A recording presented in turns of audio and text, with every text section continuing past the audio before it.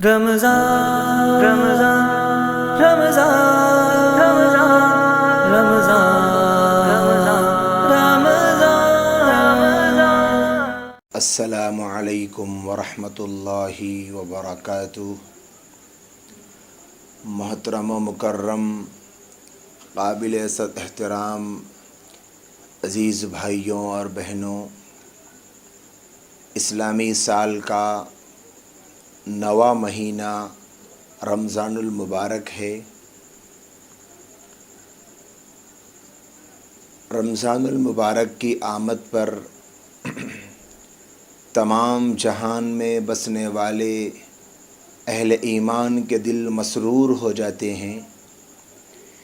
دنیا میں شاید کوئی ایسا انسان نہیں ہوگا جو صاحب ایمان بھی ہو اور رمضان کی آمد پر اس کے دل میں خوشیوں کی لہر نہ دوڑے۔ چاہے خوشی ہو چاہے غم ہو، زندگی کا کوئی موڑ ہو، ہر حال میں انسان کو اللہ سے جوڑے رکھنے کا سب سے مضبوط اگر کوئی ذریعہ ہے تو وہ دونوں جہان کے سردار حضرت سیدنا محمد الرسول اللہ صلی اللہ علیہ وآلہ وسلم ہے۔ اللہ کے نبی علیہ الصلاۃ والسلام نے جس قدر انسانوں کو قیامت تک آنے والی تمام کی تمام چیزوں کی رہنمائی اور رہبری فرمائی ہے، اس طرح نہ آج تک کوئی آپ جیسا انسانوں کے لیے رہبر اور رہنما دنیا میں آیا، نہ قیامت تک کوئی اور آئے گا۔ جتنے انبیاء کرام اس دنیا میں تشریف لائے ہیں وہ تمام کے تمام اللہ کی طرف سے مقرر کردہ انسانوں کے رہبر اور رہنما ہی تھے۔ ان تمام رہنماؤں اور رہبروں میں سب سے بہترین رہبر اور رہنما اور تمام نبیوں کے سلسلے کو ختم کرنے والی ذات بابرکت شخصیت حضرت سیدنا محمد الرسول اللہ صلی اللہ علیہ وآلہ وسلم ہے۔ چنانچہ رمضان المبارک کے آغاز کے موقع پر ہم تمام کو چاہیے کہ ہم دونوں جہان کے سردار صلی اللہ علیہ وآلہ وسلم کو اپنا رول ماڈل بنا کر، آپ کو اپنا اسوہ بنا کر، آپ کو اپنے لیے آئیڈیل بنا کر ہم آپ کی لائف میں دیکھیں کہ آپ کیسے اپنی زندگی کو ماہ رمضان میں گزارا کرتے تھے۔ رمضان کے آمد سے پہلے دونوں جہان کے سردار صلی اللہ علیہ وسلم کی زندگی میں کیسی تبدیلی آ جاتی تھی۔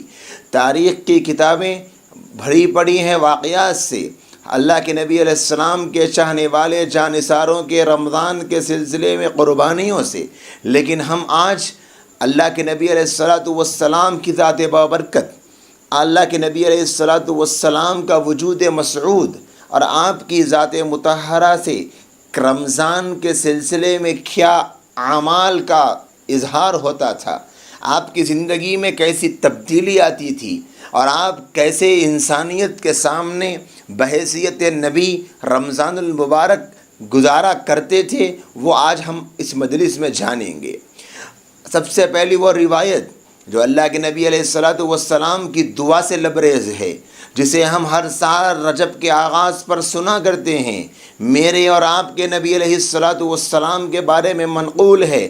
حضرت انس رضی اللہ تعالی عنہ غالباً اس کے راوی ہے، فرماتے ہیں دونوں جہان کے سردار صلی اللہ علیہ وسلم نے فرمایا، اللہم بارک لنا فی رجب و شعبان و بلغنا رمضان، کہ اے اللہ رجب میں اور شعبان میں ہماری زندگی میں برکت دیجیے، یعنی رجب بھی گزار دیجیے، شعبان بھی گزار دیجیے، پھر کیا کریں، وَبَلِّغْنَا رمضان، ہم کو رمضان تک پہنچا دیجیے۔ تو یہ عمر میں برکت کی دعا کہ رجب بھی گزرے، شعبان بھی گزرے اور رمضان میں میں داخل ہو جاؤں، رمضان میں زندگی باقی رہے۔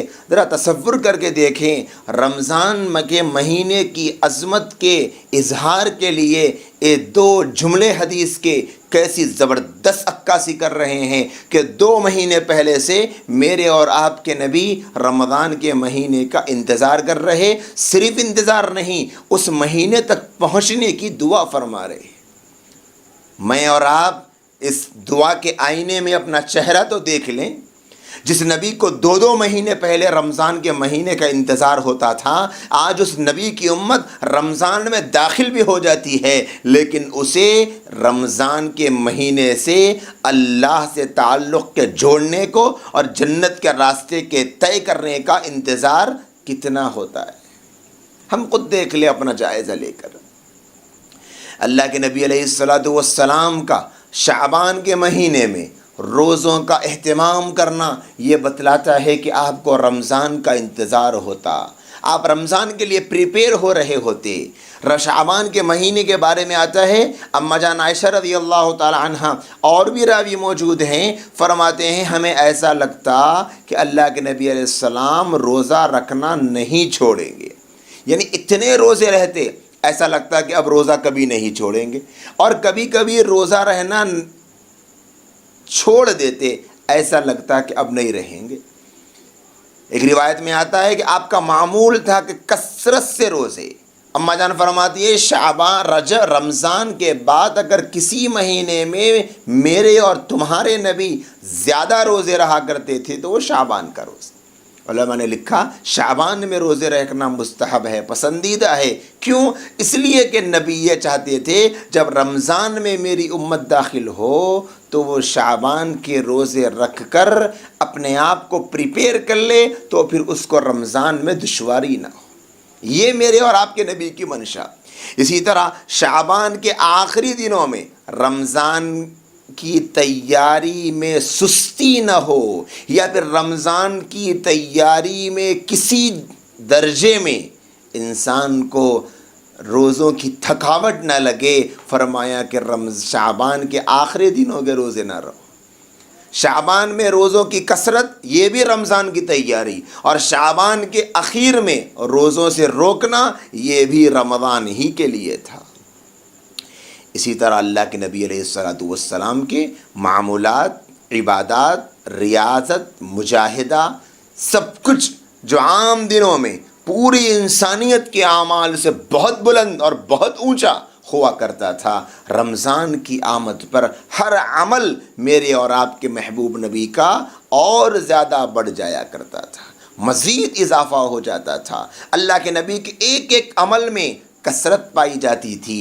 اللہ کے نبی علیہ السلام کی سیرت پڑھ کے، رمضان المبارک میں نبی کا کردار پڑھ کے ایسا لگتا ہے کہ نبی کی زندگی میں ہم کو اعمال کی حرص ملے گی، اللہ سے تعلق کا شوق زیادہ سے زیادہ ملے گا، جبکہ نبی کو سب سے زیادہ اللہ کا تعلق حاصل تھا۔ اس کے باوجود اتنے بے چین اور اتنے بے قرار کہ رمضان المبارک کا مہینہ آ جاتا تو اللہ کے نبی علیہ السلام کا ہر عمل اور دنوں کے مقابلے میں زیادہ ہو جاتا تھا۔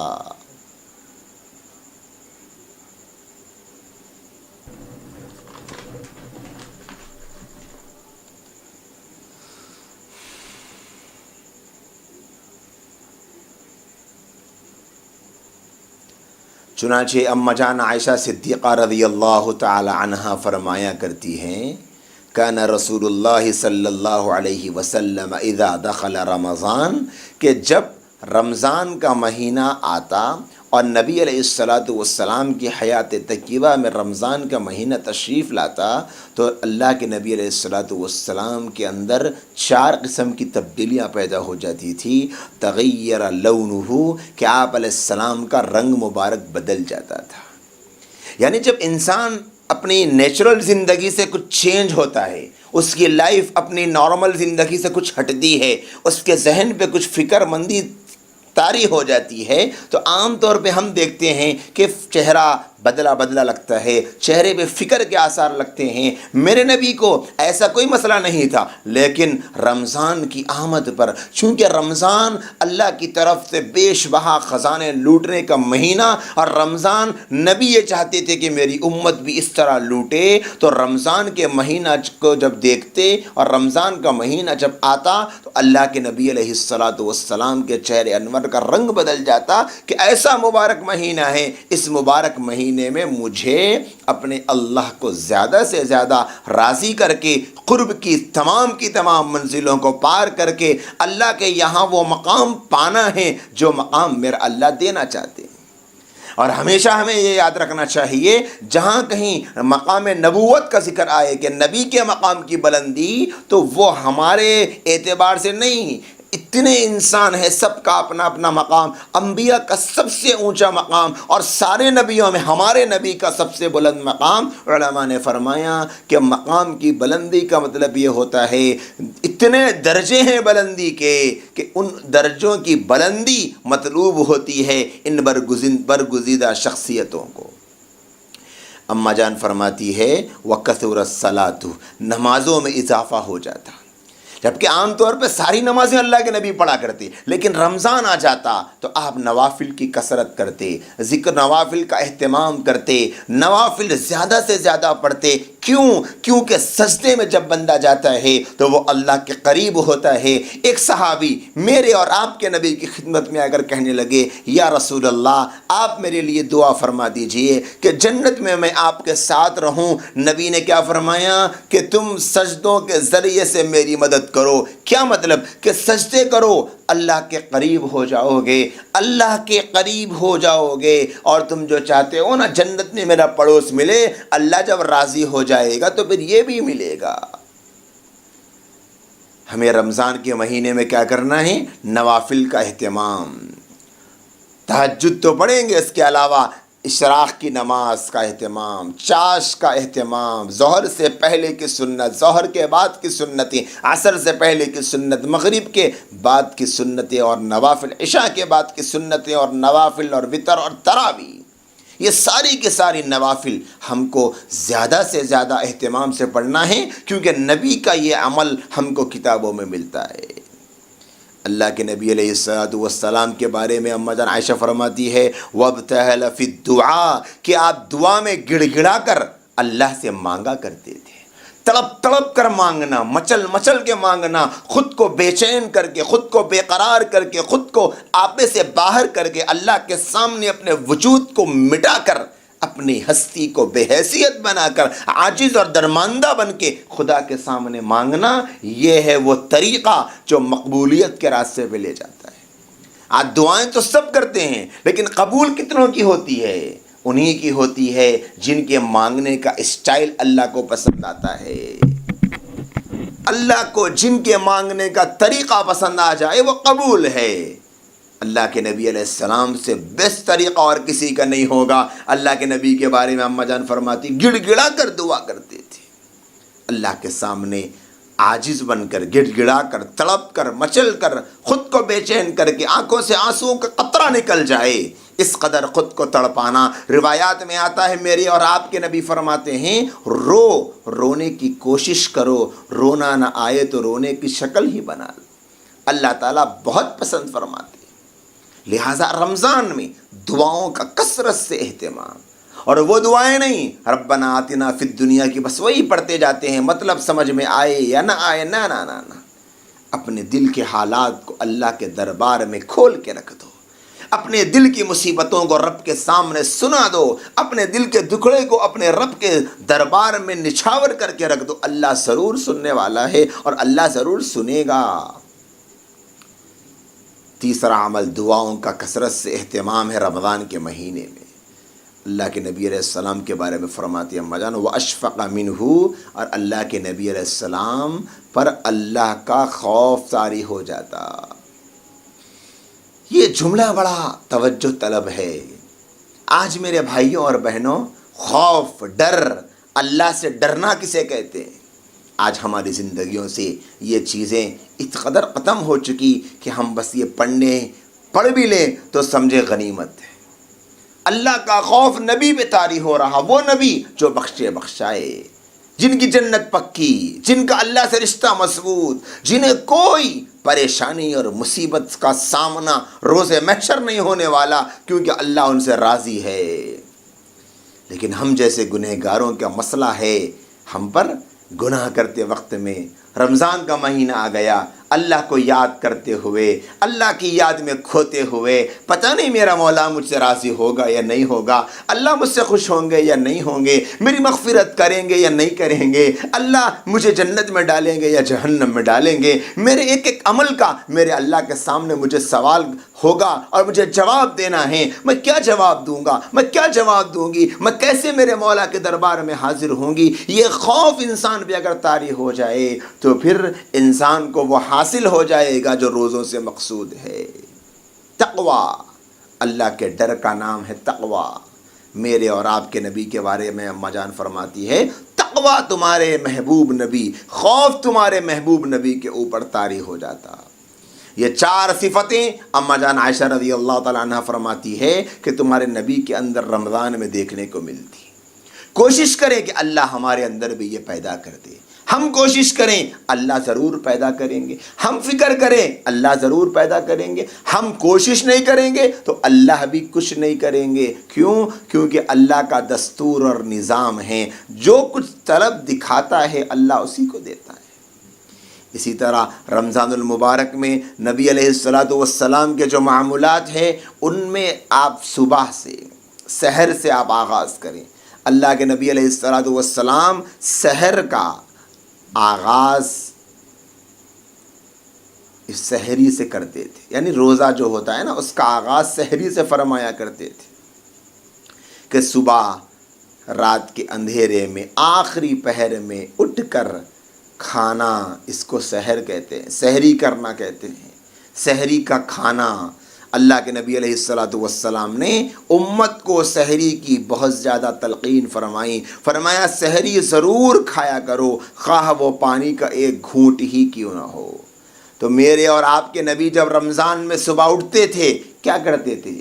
اللہ کے نبی علیہ السلام سحری فرمایا کرتے تھے، سحری سے روزے کا آغاز فرماتے تھے۔ فرمایا تسحروا فإن فی السحور برکہ، سحری کا کھانا کھایا کرو اس لیے کہ سحری کے کھانے میں برکت ہے۔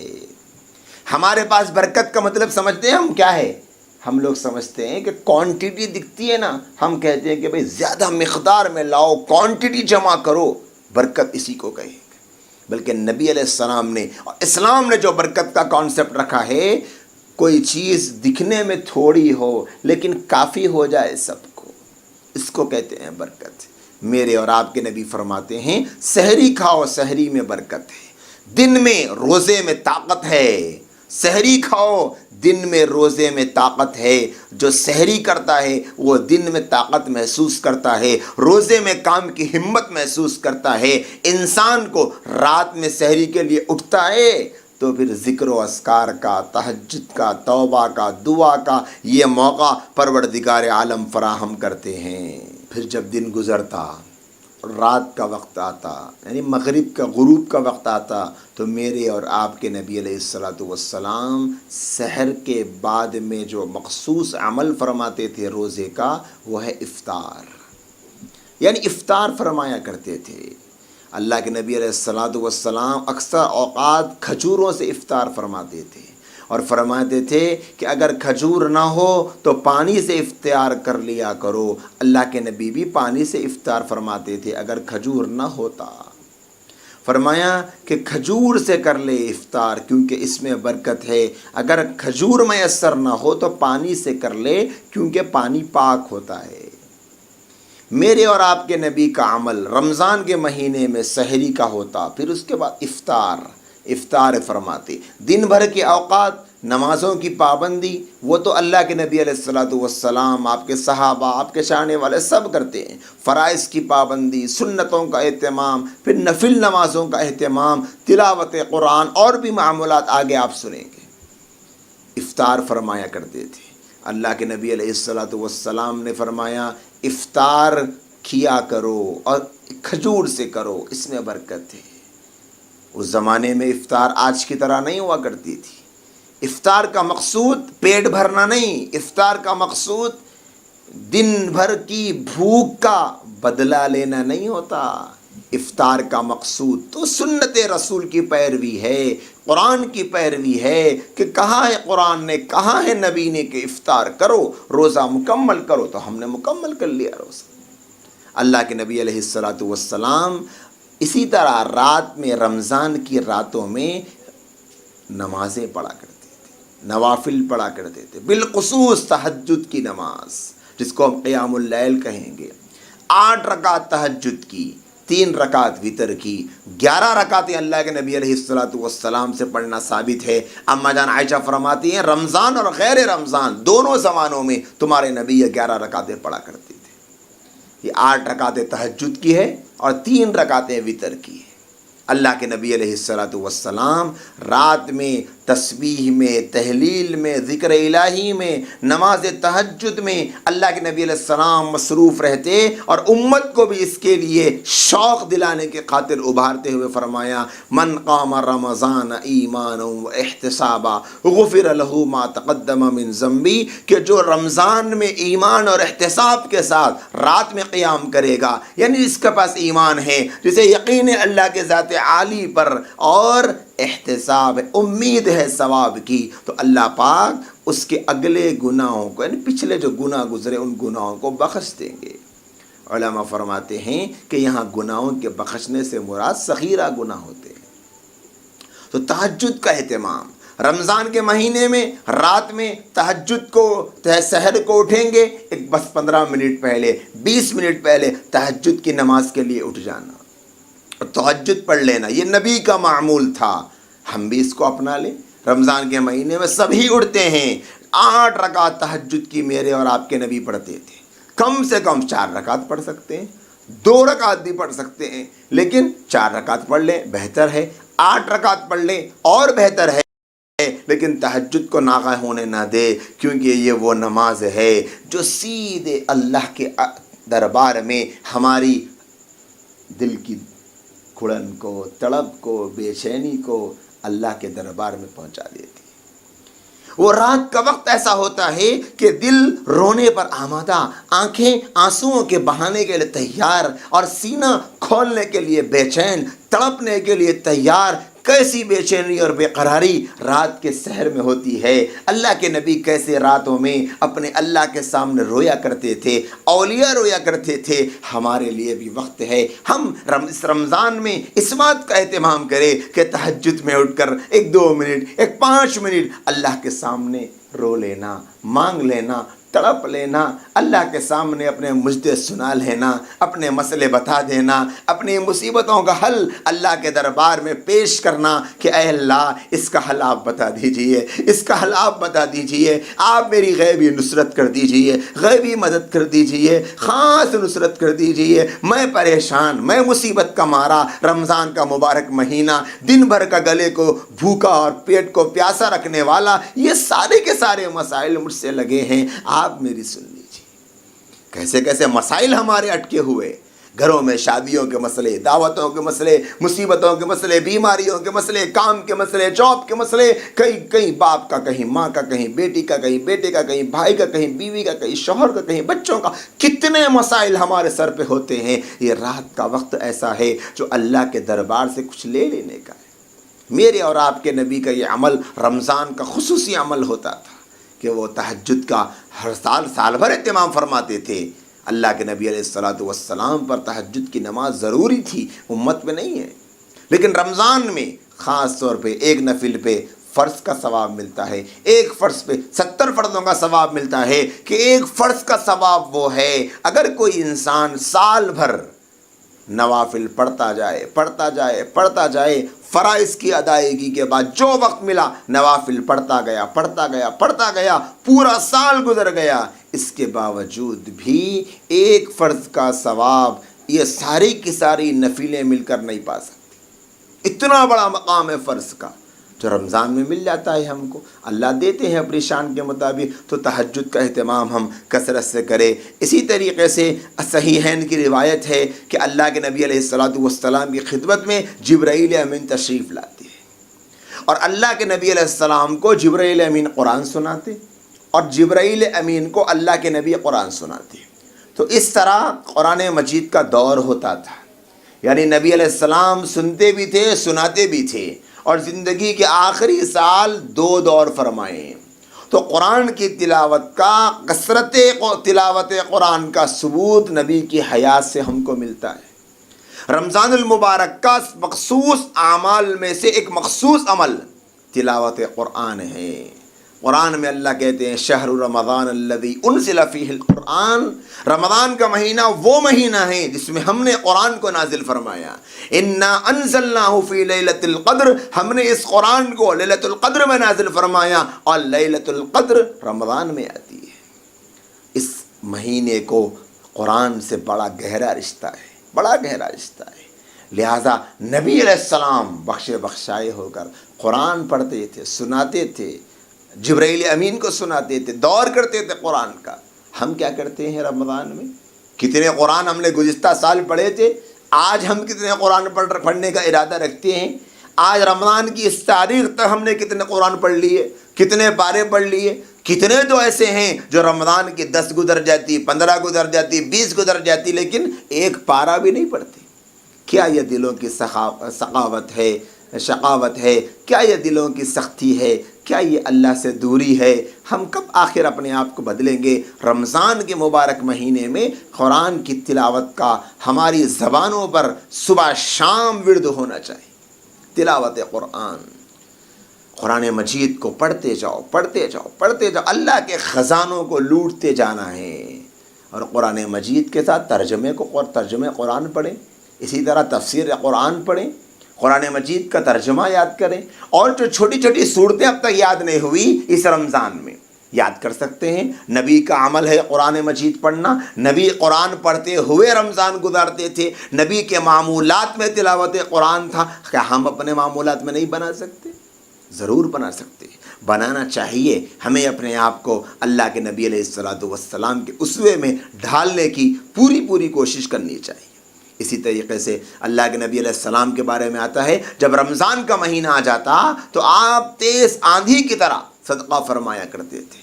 کسی سائل کو محروم نہ فرماتے، اور جو غلام ہوتا اس کو آزاد کر دیتے. اس کے ساتھ نرمی کا معاملہ فرمانے کا حکم دیا. رمضان کا مہینہ چل رہا، ہم کو اس مہینے میں صدقہ، خیرات اللہ کے راہ میں دینے کا کثرت سے اہتمام، یعنی اتنا اللہ کے راستے میں دینا چاہیے ہم کو خود لگے کہ ہاں بھائی اس مرتبہ میں نے بہت دے دیا، پتہ نہیں اتنا دے رہا ہوں کیسے چلے گا میرا گھر، میرے اپنے مسئلوں کا کیا ہوگا، میرے اپنے خرچے کا کیا ہوگا، میری اپنی ضرورت کا کیا ہوگا، میری اپنی عید کا کیا ہوگا. یہ سوچنے پر جب ہم آ جائیں گے تو پھر سمجھ لینا چاہیے کہ اس سوچ کو بدل لیں. میرا خرچہ، میری ضرورت، میرا کھانا، میری حاجت، یہ سب میرا اللہ پوری کر دے گا. بس میں مخلوق خدا کے نصرتوں میں اپنے آپ کو لگا لوں، اللہ کی نصرتیں میرے ساتھ ہو جائیں. اس قدر دینے کا مزاج ہمارے اندر پیدا ہونا چاہیے. نبی نے کیسے صدقہ دیا؟ جو آیا کہ کبھی اسے خالی ہاتھ نہیں لوٹایا. کچھ نہ ہوتا فرماتے کہ ٹھہرو، کچھ آئے گا تو دے دوں گا. جب آ جاتا تو دے دیتے، ہوتا تو اسی وقت دے دیتے، کوئی لا کر دیتا تو دے دیتے. کبھی سائل کو محروم نہیں فرماتے. رمضان کا مبارک مہینہ صدقے اور خیرات کی کثرت کا مہینہ. اللہ کے بندوں کو خوب دیں، خوب دیں. صدقہ دینا گویا ایسا ہے کہ کسی بڑے سی نہر سے پانی کو نکالتے جاؤ. جتنا نکالو گے اتنا نکلے گا، جتنا چھوڑو گے اتنا ہی رہے گا. نکالتے جاؤ اور نکلے گا، نکالتے جاؤ اور نکلے گا. آپ ایک ڈرم نکالو گے، ایک اور ڈرم جمع ہو جائے گا. 2 ڈرم نکالو گے اور جمع ہو جائے گا. ایک بہت بڑا ہاؤس کو اس کے راستہ بنا کر پانی بھرو گے، پھر اتنا پانی جمع ہو جائے گا، ختم نہیں ہوگا. اسی طرح اللہ کے راستے میں دو گے اور آئے گا، اور آئے گا، اور آئے گا. نہیں دو گے رکھا ہوا رہے گا. جتنا نکالو گے اتنا مزید آتا چلا جائے گا. لہذا رمضان کے مہینے میں کثرت سے ہم کو بھی اللہ کے نبی کی سنت پہ عمل کرتے ہوئے اور صدقے اور خیرات کے فضائل کو سامنے رکھتے ہوئے اس پر عمل کرنا چاہیے. نبی علیہ السلام نے فرمایا الصدقۃ تطفئ غضب الرب، صدقہ اللہ کے غضب کو ٹھنڈا کر دیتا ہے. اللہ کا غصہ ٹھنڈا ہوتا ہے، لہذا صدقے کا اہتمام کریں۔ اسی طرح اللہ کے نبی علیہ السلام رمضان کے آخری عشرے میں شب قدر کی تلاش میں اعتکاف بیٹھتے تھے۔ ایک سال آپ نے پہلے عشرے کا بھی اعتکاف بیٹھا، دوسرے عشرے کا بھی بیٹھا، پھر جب تیسرا عشرہ آیا تو آپ نے فرمایا کہ مجھے شب قدر کی تلاش میں پہلے عشرے کا اعتکاف بیٹھنے کا موقع ملا، مجھے بتایا گیا کہ اس میں نہیں ہے، میں نے دوسرے عشرے کا اعتکاف بیٹھا، مجھ سے کہا گیا کہ تیسرے عشرے میں یعنی تیسرے رمضان کے آخری 10 ڈیز میں شب قدر ہے، تو میں تیسرے کا بھی اعتکاف بیٹھا۔ اور اللہ کے نبی نے مدینے پہنچنے کے بعد میں پوری زندگی جب سے رمضان کے روزے فرض ہوئے ہیں آپ نے کبھی بھی اعتکاف نہیں چھوڑا، زندگی کے آخری سال تک اعتکاف بیٹھے۔ آخری 10 دن اعتکاف بیٹھنا گویا شب قدر کو پا لینا ہے، اور شب قدر ایسی شب ہے اس کے بارے میں قرآن کہتا ہے لیلۃ القدر خیر من الف شہر، 1000 مہینوں سے بہتر شب قدر کے بارے میں فرمایا۔ وہ ایک شب اگر کسی کو مل جائے تو 83 سال سے زائد زندگی عبادت میں گزرنے کا ثواب ملے گا۔ لہٰذا نبی علیہ السلام شب قدر کو تلاش کرنے کے لیے اعتکاف بیٹھتے تھے۔ یہ جو اعمال آج ہم نے جانے ہیں نبی کی رمضان میں نبی کے معمولات، اللہ کرے ہم کو سمجھ میں آ جائے، اللہ کرے ہمارے دل میں بیٹھ جائے، اللہ کرے ہمارے ذہن میں بیٹھ جائے کہ اللہ کے نبی علیہ السلام کا چہرے انور بدل جاتا، آپ کی نمازوں کی کثرت ہو جاتی۔ اسی طریقے سے اللہ کے نبی علیہ السلام گڑ گڑا کر دعائیں فرماتے، آپ پر اللہ کا خوف طاری ہو جاتا، آپ سحر فرماتے، آپ افطار فرماتے، آپ رات میں قیام اللیل فرماتے، تہجد کی نماز فرماتے، ذکر و اذکار اور دعاؤں کا اہتمام فرماتے۔ اسی طریقے سے دونوں جہان کے سردار صلی اللہ علیہ وآلہ وسلم صدقات کی کثرت فرمایا کرتے تھے۔ اسی طریقے سے اس مہینے میں آپ شب قدر کی تلاش فرماتے، اعتکاف فرماتے اور پھر اللہ کی طرف لو لگائے رکھتے تھے۔ یہ معمولات نبی کے آج کی اس مجلس میں ہمارے سامنے آئے ہیں بڑے ہی اختصار کے ساتھ۔ اللہ کرے اللہ ہم تمام کو اس پر عمل کی توفیق دے، اللہ کرے ہم تمام کو یہ بات سمجھ میں آ جائے رمضان کیسے گزاریں، رمضان کیسے گزرے۔ ہمارے پاس کا وہ رمضان ایسا گزرتا ہے کہ ہمیں اپنی زندگیوں کو دیکھ کر پناہ چاہنے کو دل چاہتا ہے۔ ہم تو بس کھانے میں رہ گئے، مزوں میں رہ گئے، زبان کے چٹخاروں میں رہ گئے، اور وہ اللہ کے نیک بندے جو نبی کے ورثہ اور ان ورثہ کے ورثہ انہوں نے آخرت کے جنت کے مزے چکھ لیے، ہم زبانوں کے مزے میں رہ گئے۔ وہ تو جنت کا سودا کر گئے، ہم نے بازاروں میں اس چیزوں کا سودا کر لیا۔ رمضان کا مہینہ پیسوں سے چیزوں کو خرید کر اس دنیا کی فانی حیات کو مزیدار بنانے کا نہیں ہے، بلکہ رمضان کا مہینہ اعمال سے جنت کو خرید کر آخرت کو سنوارنے کا مہینہ ہے۔ اللہ پاک سے دعا ہے اللہ ہم تمام کو توفیق عمل نصیب فرمائیں، پوری امت مسلمہ کو رمضان کا صحیح معنی میں احترام کرنے کی توفیق عطا فرمائیں، آمین۔ وآخر دعوانا ان الحمد للہ رب العالمین۔ ہے ہند میں انوکھا مرکز تحفظ دین، یہ دین کا ترجمہ ہے مرکز تحفظ دین۔